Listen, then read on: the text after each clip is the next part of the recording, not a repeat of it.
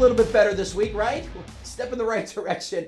It is the Buffalo No-Huddle with the Batavia Daily News and Livingston County News. I'm Jimi Jamm from CJ Country Radio, along with me, creative director for the Batavia Daily News, Marc Tillery, and breaking down what happened last week with the Bills and what's going to happen this week with the Bills. 35-0 win over Miami. I'll take it. At times it was sort of an ugly 35-0, but I will take it. And there's certain layers and certain reasons. Some with the quarterback position.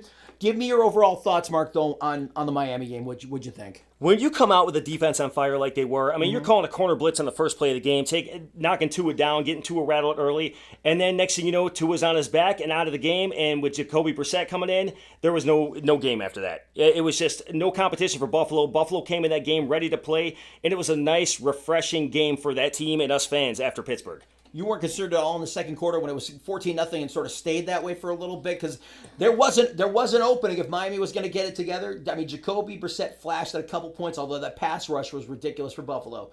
There were points along the way where it's like they're leaving him in this game. I didn't like it. It wasn't comfortable, and then they turned things on in the second half. I mean, we're never comfortable at 10-0 against Pittsburgh at the half, and certainly with 14 points in the second against Miami.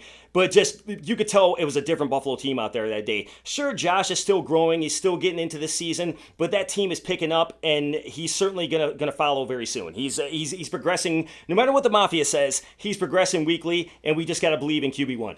I loved it for the standpoint that I felt like, a lot of Miami fan base, and I'm just speaking as a fan, not analytical here. I think Miami as a fan base, they were really feeling themselves after a 10-win season. Of course. And they started to say, hey, look out, we're coming for you, this type of thing. There was a lot of smack going on social media, and I think it was great to kind of crack them in the mouth the way the Bills defense did. Come away with a win. It was just great to see that, and I think once again it sort of resets and establishes right now Buffalo is the king of the pack right now in the AFC East. Now, could New England do something against them?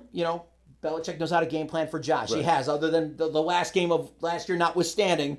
For the most part, he sort of had his number. But it was great to see them handle their business. I think Josh, although he's still working things through, is going to continue to get better. And I think this week, and we'll get into it, there's a chance to get even better here when they take on Washington. But first things first, Josh Allen's development this season.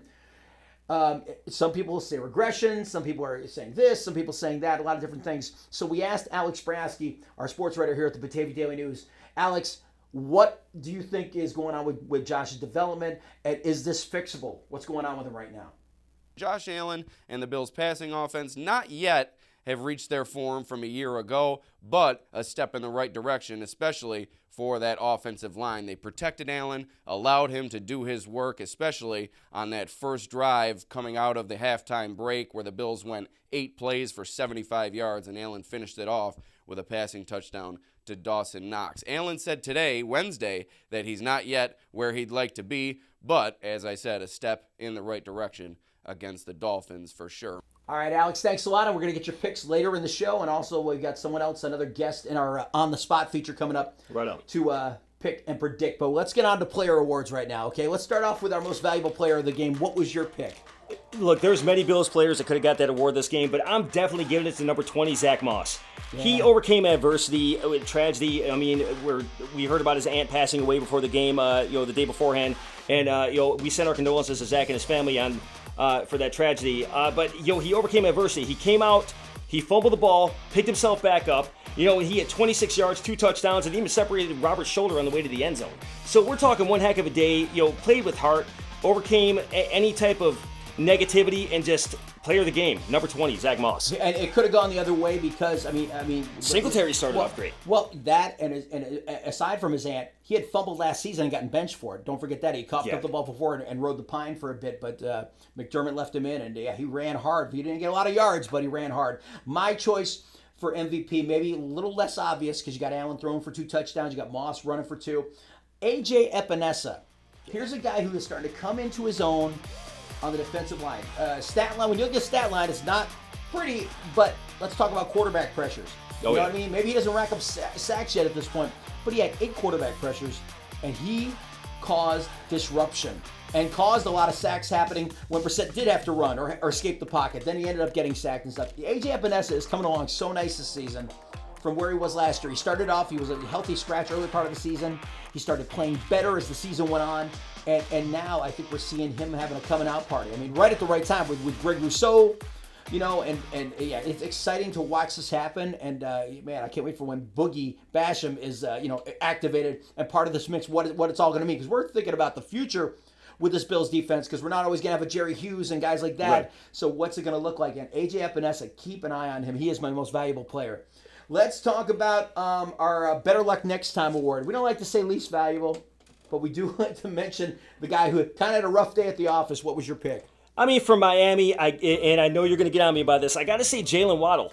We started the game off the rookie, really? The rookie. I mean, he came into this. He had the speed. The announcers were talking about him. He's getting a few on us early, right? And then there was a lot of fumbles, and those fumbles could at least have led to at least one touchdown for Miami. Yeah. If he caught those balls and did what he's supposed to do out there. But again, Buffalo rattled that whole entire team that day, and Waddle was just one of those casualties on that team. I mean, if he could have caught some balls, maybe a different game for Miami. Maybe they would have put up at least couple points. If Tua doesn't develop as a quarterback, Waddle might be the only guy in the last 6 number 1 draft picks that Miami's had that's going to turn into anything. The rebuild is not going like they think it's going. And this is where I'm eating crow, because I said Tua could possibly be that quarterback for the future, but getting rattled like he did against Buffalo. Small sample size, though, to be fair. Small sample size. Hopefully, for Miami fans, hopefully he'll grow into that quarterback, because you don't want to see any player fail out there, but at the same time, Buffalo certainly had his number on Sunday, and his number was on the ground. Yeah, well, speaking of that, Tua is my Better Luck Next Time. The kid cannot catch a break. And I don't know if he's that quarterback for them. I don't know if he's going to develop into the quarterback that Miami needs.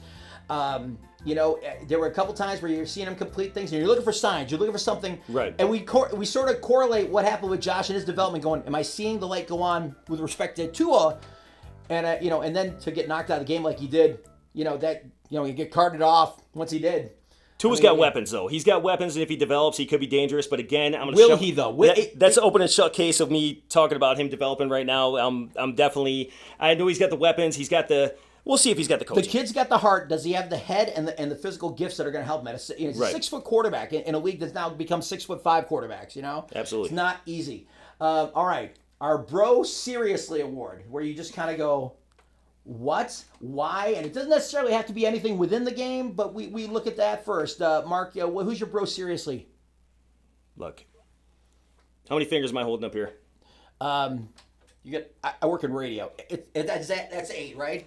8 scoreless quarters against the Buffalo defense with 2 different teams. Jacoby Brissett, seriously? You went out there. Obviously, he went out as a backup this weekend. Right. That's fine. But he was a starter in New England, and it was when Brady had in suspension. Which I love, by the way. Hey, don't get yourself in trouble. Anyways, going out like a goose egg against the Bills for 8 straight quarters. I know 2 different defenses in different seasons, but Jacoby the Bills got his number. I mean, he did not go out there. I mean, it's kind of like Billy Joe Hobart preparing for the game. Was he ready for it? Yeah. Because he went out and he just absolutely, like you said, a few flashes of could be a good game, but just Jacoby Brissett, seriously, man. All right, my Bro Seriously Award, Miami Dolphin fans down in Florida. You got that stadium. They did the refurb on it. And still, either you're wearing uniforms or costumes that look like empty seats. You guys don't show up to your games. You had a 10-win team last year.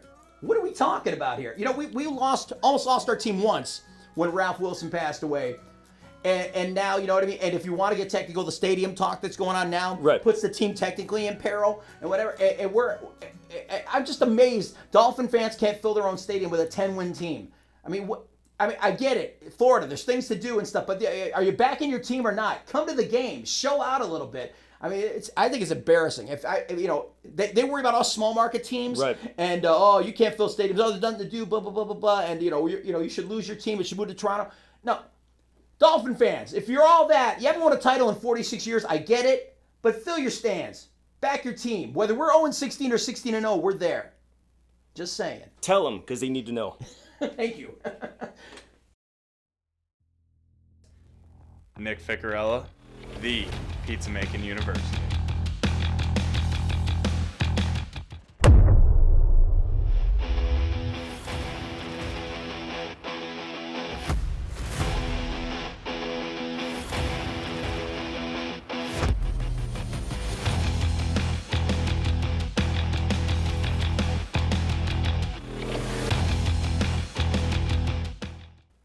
So let's talk about this Sunday's opponent. All right. Buffalo taking on Washington at home this week. We're coming in after squishing the Fish 35-0.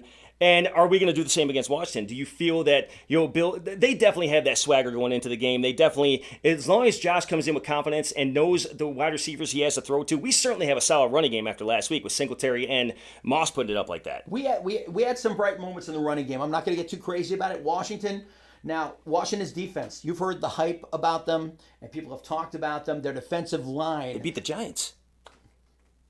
Really? The Giants? No, everybody. That's obviously where we're leading to. Yeah. The Giants-Washington game. I think sometimes you play up to a bad team or play down to a bad team or whatever the case may be, and I feel like Washington's supposed to have a better defense than what they showed. The Giants put up 29 on them.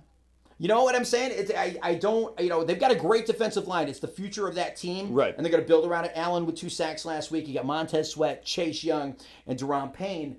But they're not playing up to their potential right now. Right. You know what I mean? And that always changes midseason. I feel like Buffalo is getting ready to get things rolling offensively. I'm of the mindset, if Josh Allen plays at 85% of what he did last year, this team might be unstoppable. If that defense keeps playing the way it does, trust me, I want 100 Josh. Yeah. Don't get me wrong. So what do you think as far as defensively about what you sort of mentioned that. You alluded to that with Allen. From a defensive standpoint with the Bills and Taylor Heineke. Let's get into Taylor for a minute. Taylor Heineke, as you see reports out there, obviously I don't want to say he's a flash in the pan right now, but he certainly thinks that he is a starting quarterback and should be the starting quarterback for the Washington football team. Yeah, Fitz is out for 8 weeks with the hip. And again, shouts to Fitz. Nobody wants to see anybody that wore our laundry go down like that. We still love you, Fitz. We love you, Fitz. All right. And I would have loved to see Fitz against Allen this weekend, kind of more or less like a passing the torch thing, because it's not like Fitz is one of those trash talking quarterbacks. Yeah. But truth be told, we got Taylor Heineke coming in this weekend. What can he do in the stadium? We got the loud fans. Right. We got the 12th man there. We got the Mafia there, and we certainly have a team that's coming off a 35-0 victory against a Miami team that obviously beat New England first week. It's a hostile environment for him to go into, and I think Taylor Heineke's a good story right now for the people out there looking for clicks, looking for something to look at, a story to have. So it's a great story. He played great against the Giants, but I got a feeling he's coming into a hostile environment, and I don't think it's going to break the way he thought it was. All right, so why don't we get to predictions? Let's talk about what's going to happen, and why don't we do this first? We'll save ours for the end. Absolutely. But let's go to Alex Brasky right now for the Batavia Daily News. Alex, tell us what's going to happen in the game and your prediction. The Bills are back in town for a Week 3 matchup with the Washington football team, coming off a Week 2 win over the Miami Dolphins. A 35-0 victory for the Bills in Week 2, led by, of course, a phenomenal effort from the Bills' defense. The Bills' pass rush, 6 sacks in the game, highlighted by 2 from rookie defensive end Greg Rousseau, who has burst onto the scene in his first professional season. Second-year defensive end A.J. Epinesa, although he failed to record a sack in the game, did come away with near 10 pressures and has gotten himself off to a great year as well. Epinesa knocked out Dolphins starting quarterback Tua Tagovailoa in that game with a big hit, and it turns out Tua Tagovailoa fractured his ribs on that hit. So Epinesa really coming along. Rousseau bursting onto the scene in his first professional season, and the Bills' defense is looking elite in the early going. Moving ahead to this week's matchup with the Washington football team. On the other side, under center, Taylor Heineke. Started the year as the backup, now thrust into the starting role, and started very well against the Giants last week. The football team escaped with a victory, but Heineke really looked strong in that game, and the Bills could have their hands full with Heineke and number 1 wideout Terry McLaurin, who will likely be matched up with Tre'Davious White. That's a matchup to watch this week. As far as the Bills' offense is concerned, going up against the Washington football team's defense, a ton of first-round picks line the Washington football team's front 4 on defense. So really look for them to try to get after Allen, maybe bring some extra pressure as well, as we saw against the Steelers in Week 1. Allen really needs that signature effort over these next couple of weeks. A winnable game against the football team this week, a winnable game against the Houston Texans coming up next week. I think this is a prime position for Allen to really kick things into high gear going into next week's matchup with the Texans. Prediction for this week's game, 27-14. Give me the Bills to win this game. Choose a school where the arts come alive.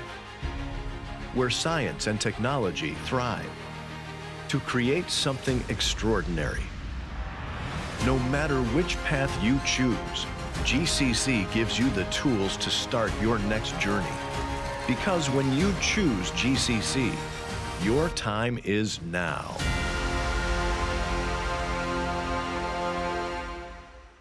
It's time for our On the Spot feature, and we usually bring someone in, a guest, to offer their opinion on the game. And this time we got for you from Strong Opinion Sports on YouTube, Zac Shomler. If you haven't checked out his channel, it's fantastic. His takes on football are fantastic. And Zac, checking in from Hawaii, what's your take on the Bills and Washington? Hello, this is Zac Shomler from Strong Opinion Sports. I believe the Buffalo Bills will beat Washington during NFL Week 3. There are a couple of interesting storylines all converging here. First of all, the Bills quarterback Josh Allen has not been playing his absolute best so far this year. Neither has Washington's defense, though, and so that will be a fun battle.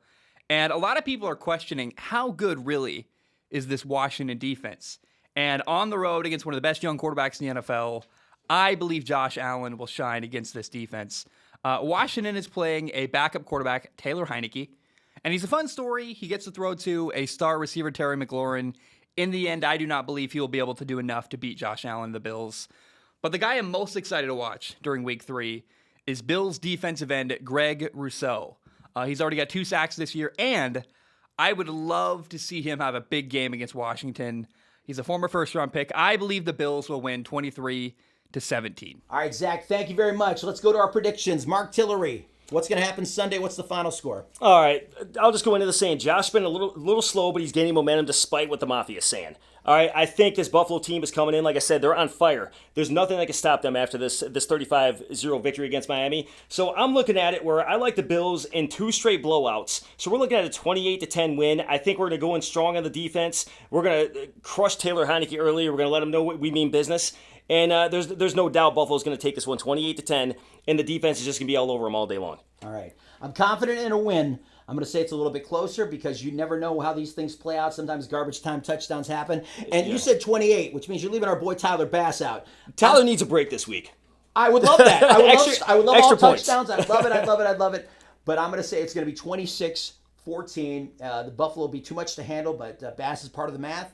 And maybe Washington gets something in garbage time, but it's gonna be it'll be a little bit closer. Washington's not going to lay down for them. This is a team that's trying to fight for air. They won a playoff spot last year. They're going to try to do it. Like I said, I definitely said I'd be less diplomatic on the show when it comes to this. I honestly think that defense is just on fire. You can't take the swag away they got right now. Certainly can't take the fire away.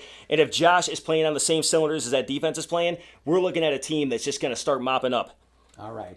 And that is this week's edition of Buffalo No-Huddle from the Batavia Daily News and the Livingston County News. It's brought to you by Genesee Community College, Ficarella's Pizza. Love me some fix. Oh, can we go get some?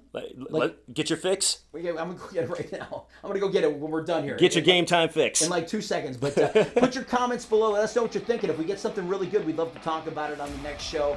But we'll see you hopefully after another win on Sunday. For Marc Tillery, I'm Jimi Jamm from CJ Country, saying goodbye for now.